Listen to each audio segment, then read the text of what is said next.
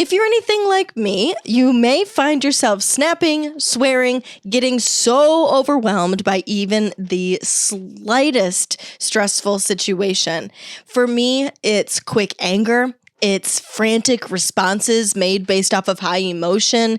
It's letting anxiety completely run the show. And I decided that I am not going to be living my life like this anymore. Today, we're talking about how to mindfully respond rather than emotionally react to our lives. I wanted to say life's challenges, but it's not always the challenges. It's sometimes just like literally straight up the way we live our lives. This is a topic too that I have talked about on the show before, talking about how you need to respond rather than react.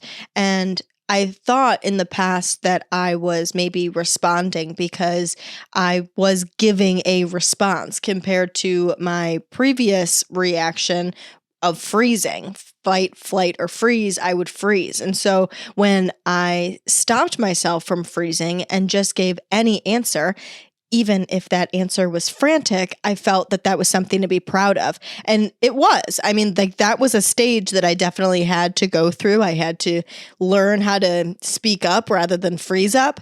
And I'm grateful and appreciative of that stage, but now it's time to develop it a little bit further and move away from the frantic responses and move towards a more confident and calm demeanor. My affirmation is I mindfully respond to my environment rather than react to it. Using the word of environment is a means of saying in all circumstances. It's not just when things are going wrong. Now, is that a lot of the time when we're using it? Yeah, but it's just life. It's just the day-to-day things that happen. How will I respond to my environment rather than react to it? I think it's important to start by talking about why reactivity happens. High emotions and anxiety can trigger you to respond based off of high emotion rather than logic and sound feeling or sound thought for how you would actually like to show up and respond in that situation, how you could respond with clarity rather than anxiety and franticness. Let me give you an example of a frantic response, a frantic interaction that I had recently. And if somebody related or he himself listens to this, by all means, that's fine, because it's not about him at all. It's 100% about just simply how I respond. At Christmas, I was sitting at the table with my fiance and my two soon-to-be brother-in-laws, and we were discussing moving back to Chicago, my fiance and I moving back to Chicago, and where we would want to live. And one of those places is in the city. That's where we lived when we lived there originally. We loved it down there. That was our favorite spot that we've lived, is downtown Chicago. But we were discussing moving to a different town, a different area of the city for a different experience. So we're discussing this, and his one brother has lived in the city, so we were talking about it with him. And then the younger brother chimes in and says, I think the only reason that you guys would move to the city is because you want to, Sarah, not because Frank wants to. And when he said that, I became frantic. I had the anxiety just flushed into my mind. My brain went haywire. My responses got nuts. And I responded in a way that I didn't want to. I said something along the lines of, no, that's not true. Why would you even say something like that? Frank, is that true? Frank, say something. You know what? I responded with that franticness when if I could go back, and it was shortly after, it's one of those moments that you go, fuck, I wish that wasn't what I said. I immediately wish that I would have done this. Or just stayed silent. No, that's not how my relationship works. We make decisions together based off of what we both want. We don't make decisions based off of what just one person wants. We're honest and open with each other. Something along those lines, something short and simple, even shorter than that probably, would be the ideal statement. No, that's not how my relationship works. We make decisions together. Simple. You know what I mean? And that better reflected how I genuinely felt. That better reflected who I want to show up as. That better reflected the true answer to that statement and not the franticness of how I did respond. And now it could be perceived that that could be the case, that like he caught me in a sense, that he was right. And so like that's why I'm responding that way, because I was clearly triggered by that accusation. And why was I triggered by that accusation? Could be for a number of reasons. It could be due to, being afraid in the past with past boyfriends that that we were too codependent, or that it could be from my dad who never spoke up in his relationship with my mom. And so I'm afraid that maybe my relationship, the same thing is happening and there's not honesty there. There's a number of things that it's me. It's my emotions, it's my triggers, it's my perceptions based off of what I've experienced in my life. And it has nothing to do with my brother-in-law, but and just that I was triggered by that statement. If I had not been, if I have no ties to that, if I wasn't worried about that at all, if I wasn't, not that I'm worried about it, but if I had no attachment to it in any way from past experiences in my life, it wouldn't have mattered. I wouldn't have thought about it ever again. I wouldn't have probably had that. Well, I wouldn't have had that frantic response. I would have just responded normally. But because we have all of these high emotions tied to some things, it causes this high emotion reaction. So my goal is really to gain more control, because when I think about it, I think, God, I have no control over myself. I have no control over my emotions. I have no control over my responses. It just spits out of me, and I don't even want to say those things. So that's what we're really going to try to hone in on. And I think the importance of this is not just looking better. It's not just about appearing calm, cool, and collected. It's not just about, the image that you're portraying to other people, the external. Reactivity can impact relationships with other people. Who wants to be around a person that's constantly frantic and quick to anger? It can impact your mental health. Instead of just moving on and feeling good with how I showed up, I'm talking about something from Christmas that was almost a month ago now, and it still is in my brain because I didn't show up the way that I wanted to. And it's just your overall well-being. You want to be true to who you are. You want to be authentically yourself. You want to be proud of the person that walks around this earth. And when you are responding based on that instinctual high emotion reaction, more likely than not, you're not showing up in the way that you actually want to show up in the world. That doesn't actually truly genuinely reflect how you think and feel. This episode is going to be a little bit more food for thought because I am absolutely in the beginning stages of this. This is the first week that I've set the intention, I set my affirmation, and then I set some actions to get me on the first steps toward achieving this. So by no means do I have all of the answers of how to master this skill. I hope to one day get on the microphone and explain that to you guys and be able to produce an episode of how to master the skill of response over reactivity. But right now we are just at the beginning stages. So I want to talk to you guys about how this week played out for me. I started by setting the intention and creating the affirmation. So creating this calm and confident demeanor is so important to me because it's something that I have always had in the back of my mind for as long as I can remember. Calm, cool, collected. I think of it all the time. And something I did consider is like we talked about last week, do I want that or do I just think I want that? Because society often tells women, oh, you need to be cool. You need to be calm. You need to have it all together.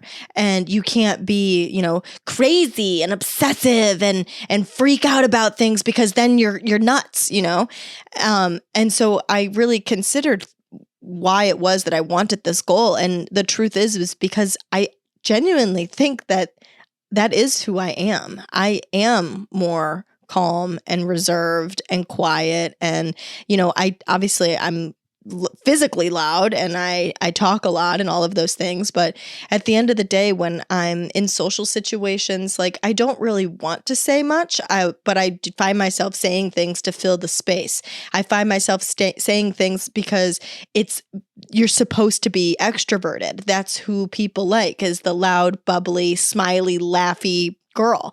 And I don't know, like it's out of who I authentically am. It's because I don't genuinely feel comfortable enough in my own skin to sit there and be quiet, because I'm worried that people won't receive that well. And because it's not the norm, it was important for me to set this goal because it would help me feel more comfortable in who I am and showing up in the world authentically. Creating the affirmation really helped focus my mindset. Once I put it to paper and I hung it above my work computer, I felt better able to focus on my intention. And every single time this week that it came up, and it came up every single day in one shape or form, I was aware of it. I recognized it. Did I do good? No. I fucked it up every single time, but I did notice it every single time. I was aware of it every single time. As the quick anger was coming out of my mouth, I was like, no, you're reacting, you're not responding. And that is what I'm going to take as a win because it's week 1 and I just have to recognize my triggers. I have to recognize what's making me freak out and building this habit of taking a deep breath before I respond. And putting it in front of me, like how I had it at my desk, was so necessary. Like that is where I spend most of my time.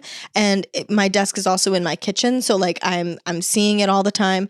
And it really helped to like have it somewhere right there in front of me to remind me over and over and over and over again, mindfully respond, don't react. Mindfully respond, don't react. And now the affirmation is just like so slammed into my brain. So I already briefly mentioned 2 of them, but my next step after creating the intention and the affirmation was creating 3 action steps that I can do this week in order to begin implementing this. So the first one is pausing before responding in all situations, making the habit to take a deep breath before responding at all. And let me tell you, that is the hardest fucking shit. Like that is straight up habit, especially for me. I am so quick to interrupt people. I'm so quick to talk over people because I feel like if I don't tell you my thought that popped into my head right at that moment, that I'm going to forget the thought and then I'm going to have nothing to contribute to the conversation once you're done talking.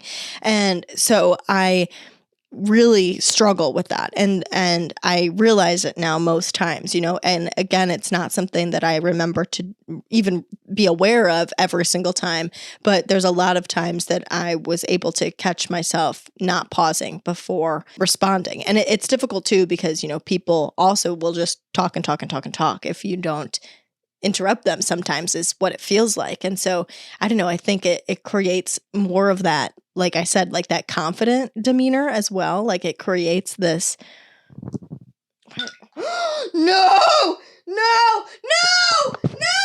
nightmare. Oh no. Oh no. Oh no. Please notice me opening the door and turning on the light. If you're not on YouTube with us, I just opened my bathroom door, okay? It's going to be important later, trust me. I'm going to respond to my AirPod falling out of my ear and into my coffee and splashing all over my white comforter and not react, okay? See, I'm already calm. Okay, and I know that if this AirPod is broken, that I'm going to be able to handle it, and I'm going to be able to buy another one, even though I just got these for Christmas. But you know what? That's life. Stuff happens. Aggravating. But it is what it is. Let's see. Moment of truth. Oh, it's making a weird noise. Okay. But aren't these AirPods waterproof? Does that count for coffee? We're just going to keep moving. And I will handle it when I'm done. Just building that habit of breathing, pausing, even if it's halfway through, maybe if I am reacting, like if I am being quick to anger, instead of, I haven't done this yet, but just like being mindful of when I start to do it, maybe even stopping after it's already come out of my mouth. Once I've said, like I told you guys, I'm like, no, get back in my mouth. Like that would be a good moment of like, stop, pause, and then continue with what you're saying. Take a deep breath and continue with what you're saying, even if it's not the before, like it would ideally turn into eventually. Just realize that you open this door and turn this light on, and I've been talking like with it open this whole time. Quick to anger, quick to anger. I just realized that you opened the door to the bathroom and left the light on, and I had originally closed it so that it looked nicer for my recording. So it's okay, leave it now, because now it's... I'm sorry, I didn't know. That's okay. That's okay. That's okay, because I'm not quick to anger. The next thing that I tried to use is grounding tips for anxiety, like stepping away from a quick to anger situation, stepping away when I feel that high anxiety, taking deep breaths, feeling my feet on the ground, knowing that I am where my feet are. I'm not in these other places that maybe I'm going in my head. So using all of my tools in my tool belt to try to ground me and keep me in the moment as well. I can't believe my AirPod fell in my coffee. The other thing I did is journaling about my triggers. I kept a note in my phone to be mindful of the things that caused triggers, like screwing something up would be one example, like the AirPod, or another example would be being accused of something, or feeling like I can't figure something out, or I realized I swear a lot when I'm trying to articulate my seriousness about my feelings for a situation. So just being mindful and noticing and journaling those triggers so that I can find the pattern in it and try to gain control over it. Obviously, I had more... I was going to say I had more challenges than wins because I, wasn't able to hone it in this week, really. This week was a lot about awareness, but like that is the win in itself, is like being more mindful of when I'm doing it. And like for real, like I don't know if it's because I'm literally talking about this with you guys, but like you heard my immediate freak out when I dropped the AirPod. And now, what is with the universe? Like, why does it keep wanting me to practice this? Like, why does this happen? The fact that I literally have a live example to talk about now is so bizarre to me. But when I first dropped the AirPod, you heard me initially freak out. So that's what I would like to not do. But it's a normal human response to go, oh, fuck, I just dropped my electronic in a thing of wet. But I did feel the ability to take a deep breath, and I felt the ability to, I felt the calm over me, and I felt I like exactly what I talked to you guys about, that I was able to know that I'll be able to handle the situation, whatever comes up. If I have to pay for that mistake, then so be it. Progress isn't perfect, and so at least having that awareness is a really big, great first step. I want to give you guys some insights for starting this journey. So the first one kind of coincides with what I literally just fucking said, is knowing that it's about the progress. It's not about being perfect. It's not about fully taking on this personality and then falling off of that because you're aiming for the perfect outcome. I think before, when I would set a goal like being calm and confident, I would almost this new persona would wash over me, and I would try to move differently. I would try to talk differently and say, okay, this is how I'm going to be from now on, but it wouldn't even last even 10 minutes. I would say it wouldn't even last 5 minutes, that I, just revert to who I genuinely am. And that's because we're not putting on a jacket. We're not putting on some cover of this person. We're actually trying to integrate it into our habits and who we are in our lives. And noticing is that first big step. You cannot change what you are not aware of. So awareness is huge.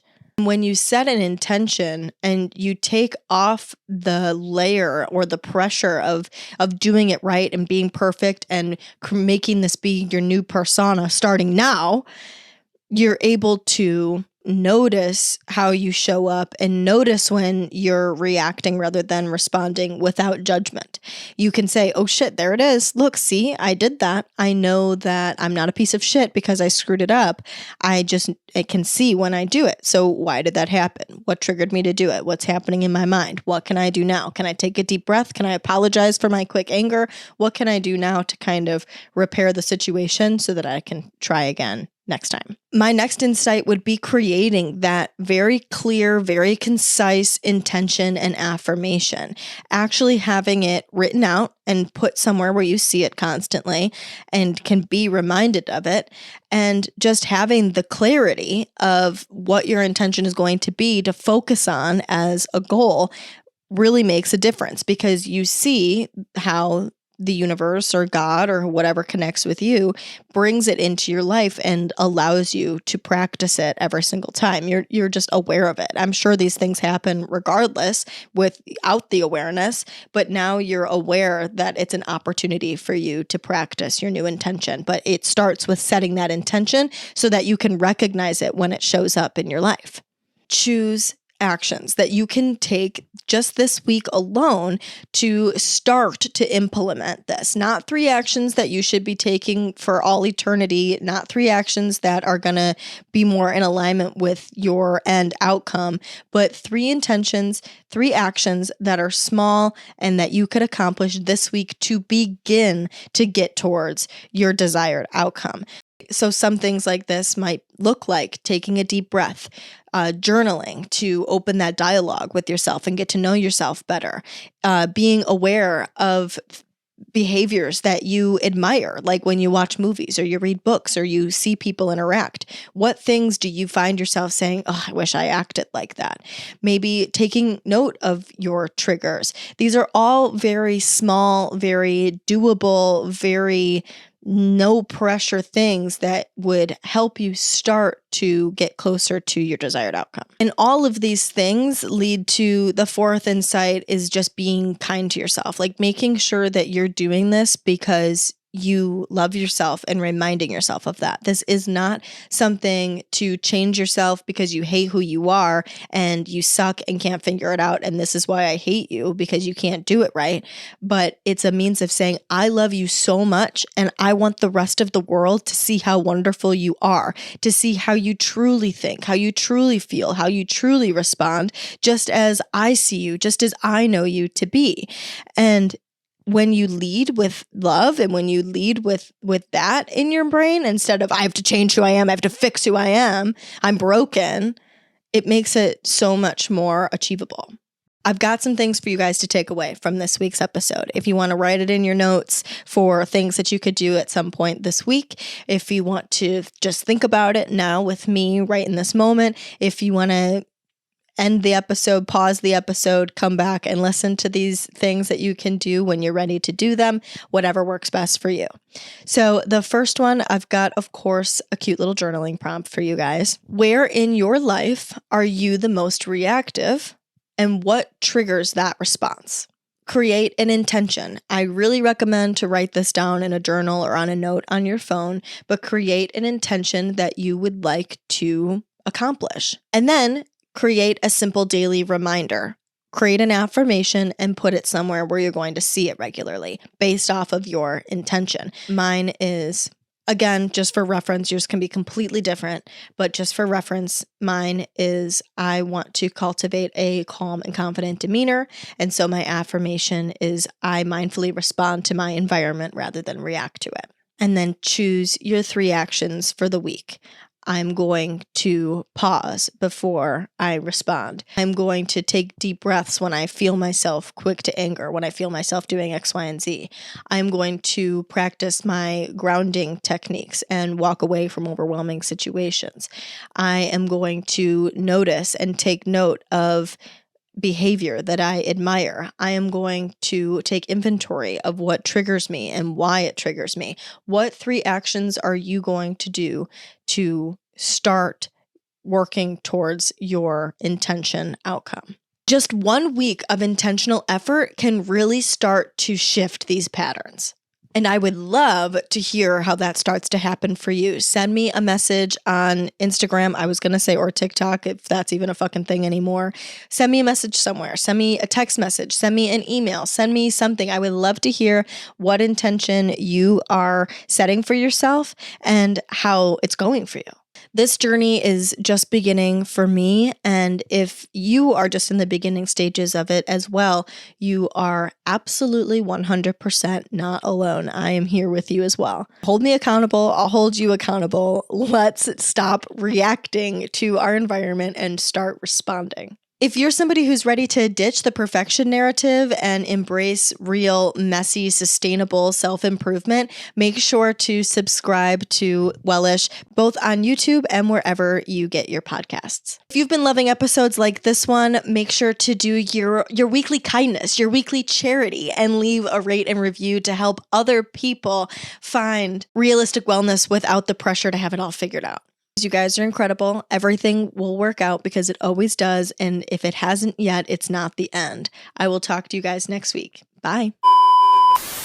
Hi, it's me later today, just here to report that my AirPod does in fact work. Thank God. Crisis averted.